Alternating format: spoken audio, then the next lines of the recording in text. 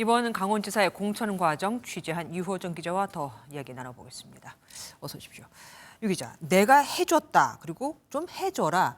완전히 뉘앙스가 다른 거 아닙니까? 예, 당의 김영선을 좀 해주라고 했다라는 발언이 공개가 됐을 때 당시 친윤계에서는 당선인도 당원으로서 의견을 전달할 수 있다며 뭐가 문제냐고 했습니다.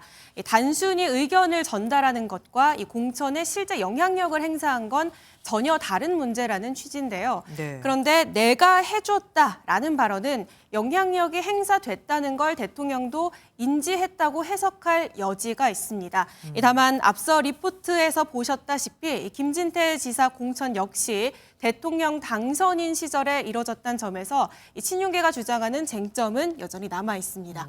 지난주에 이준석 대표가 뭐 7, 8곳에 대해서 문제가 있다는 네. 식으로 얘기를 했잖아요. 그중에 한 명이 강원지사인 거죠. 맞습니다. 여론조사와 인지도에서 앞서던 이 김진태 지사가 컷오프되고 황상무 전 수석이 단수 공천을 받은 공관위의 최초 결정에 이른바 윤핵관, 윤 대통령 측 인사들의 입김이 작용했다고 보는 겁니다.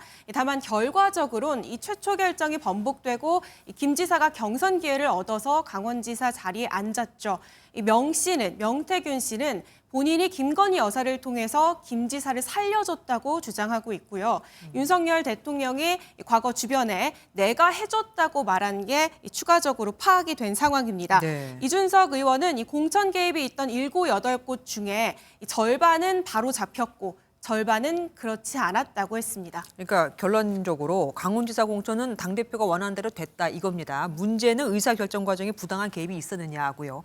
그런데 사실 이게 만약에 문제가 된다면 당시 이준석 의원 당대표였잖아요. 이분도 책임이 좀 있지 않을까요? 예, 이 의원이 그동안 대통령의 당무 개입을 맹비판하면서 이 공천 개입 의혹과 관련해서는 비판 수위를 낮췄던 것, 네, 네. 이 역시 이 같은 지적을 고려한 것으로 보입니다. 네. 이 공천 개입 정황을 이번에도 설명하면서도 개입은 판단의 영역이라며 이 불법성 여부에는 한 발 물러서기도 했죠.